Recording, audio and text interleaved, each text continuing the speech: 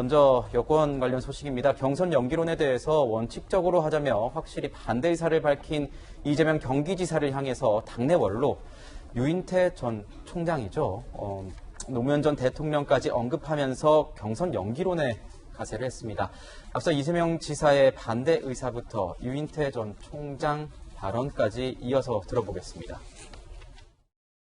그냥 원칙대로 하는 게 제일 조용하고 원만하고 합리적이지 않나. 아까 논쟁되는 게 우리 국민들께서 안 그래도 삶이 버거운데. 당 지도부가 어떻게 볼지 모르겠는데 오히려 이재명 지사가 그거 뭐 당에서 뭐 알아서 하라는 식으로 좀 대범하게 나가면은 지지율이 좀 많이 올라갈 것 같아요. 그리고 노무현 대통령은 뭐 후보 시절에 그 몇 번 정몽준 후보 쪽에서 마지막 그 할 때도 며칠 연기됐잖아요. 그 문항이 어쩌고 저쩌고 이럴 때는 대범하게 나가면요 우리 국민들이 다 봐요.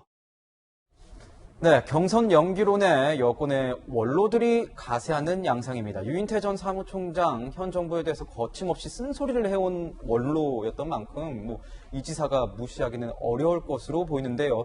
노무현 당시 후보 지지율 하락 이런 것까지 예를 들면서 대범하게 나가라 이렇게 이 지사한테 얘기를 했습니다. 궁금한 건 이겁니다. 이 지사는 어떤 반응을 보일까요? 사실은 이 지사는 원론적인 의미에서 얘기를 했죠. 그러나 이제 실질적으로 이 지사가 완전히 안 된다 이렇게 얘기하기는 어려울 것 같습니다. 물론 간접적으로 이 지사를 돕고 있는 이해찬 전 총리께서 그대로 지키자. 왜냐하면 이해찬 대표 시절에 만들어진 룰이고 이제 그런 면에서 룰을 자주 바꾸는 것이 맞지 않다라는 원칙적인 반대를 하고 계셔서 아마 이것이 잘못되면 경선 연기가 단순한 경선 연기가 아니라 당내에서 이재명 대 반 이재명 이런 구도가 생길 수 있거든요. 전재수 의원, 김두관 의원 이런 분들이 다 연기론에 또 정세균 전 총리 측도 연기론 이런 부분이 있기 때문에 이런 부분을 유심히 잘 볼 필요성이 있다라고 생각이 들고요.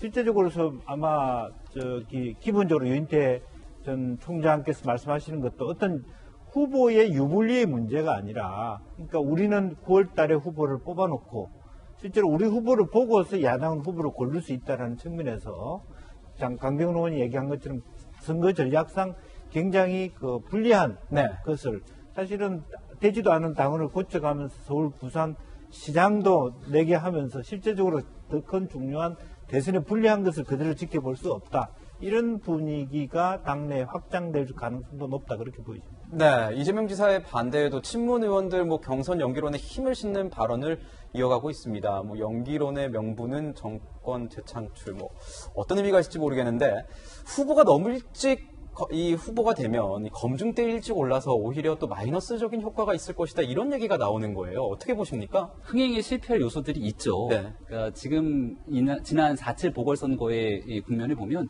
추미애 박영선 후보가 굉장히 일찍 후보로 정리가 됩니다. 그리고 나서 이쪽 진영에서는 오세훈이냐 나경원이냐를 두고 막 설전이 이루어지면서 결국 극적으로 오세훈 후보가 당의 후보로 선출되고 아직도 밖에 있는 안철수 당시 후보와의 단일화 과정들이 계속 노출이 되게 되니까 언론에 있었던 많은 비중들은 아주 자연스럽게 박영선 후보에 대한 관심보다는 여기서 누가 후보가 될 것인가에 대한 관심으로 집중될 수밖에 없죠. 아마 민주당 진영에서 바라보기에는 지금 대통령 선거에서 야당이 한 명의 후보로 확 정립되는 국면은 아닌 거로 보는 게 아마 타당하다 이렇게 생각할 수 있습니다. 바깥에는 윤석열 전 총장이 버티고 있고 또 안철수 대표 같은 경우에도 국민의힘으로 들어오겠다고 약속했지만 현재는 그러한 통합의 문제가 시간적 거리를 두고 있는 상황입니다. 국민의힘의 후보가 선출되는 과정도 굉장히 뒤에 선출이 됐던데 그 이후 만약 통합이나 단일화 등에 대한 경선까지 이슈를 쭉 끌고 가게 된다면 당시 민주당이 너무 일찍 후보를 선출하고 나서 국민의 관심에서 멀어질 수 있지 않는가 이런 합리적인 걱정을 하게 될 수도 있는데요. 일단 그런 합리적인 걱정과 별개로 선거는 선거이기 때문에 조금도 불리한 국면들을 내어주지 않겠다라고 하는 그런 후보 간의 경쟁이 치열할 거라 민주당의 고심이 깊을 거라고 봅니다. 네, 아까 의원님께서 말씀해 주신 것처럼 이해찬 전 민주당 대표는요. 어제 여당 지도부와 당 상임고문단 면담에서 송영길 대표에게 이 경선 관리 잘해라 이렇게 얘기한 것으로 전해져서 해석이 분분했습니다. 아까 말씀해 주신 건 연기가 안 된다는 이런 지원 사격에 나선 것 아니냐 이렇게 의원님께서 말씀해 주셨는데 이재명 기자님 이 지도부가 가장 중요한 거 아니겠습니까? 경선 연기론에 대해서 어떤 입장, 어떤 결정 내릴까요?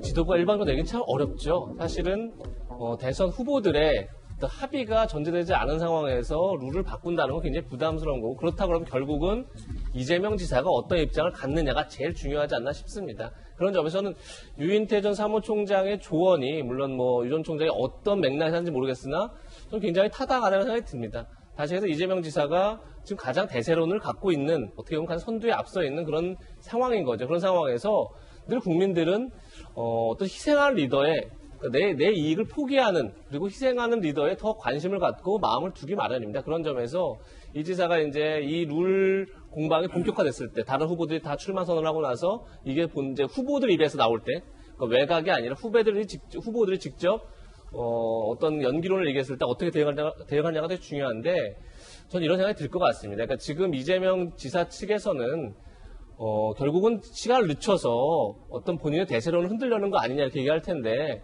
설령 2달을 늦춰서 이제 국민의힘과 똑같이 선출한다 하더라도 2달 동안 대세를 못 지킨다면 그게 대세론이겠습니까? 네. 그런 점에서 저는 이재명 지사가 어떤 식으로든 양보하는 모습을 보이는 게 오히려 이 지사한테도 유리할 수 있다 이런 생각이 들고, 저는 그런 점에서 이 지사가 어떻게 대응할지 봐야 되지 않을까 싶습니다. 네, 여권의 대권 경쟁, 이 경선 연기론 관련된 소식도 저희 앞으로 계속 지켜보도록 하겠습니다.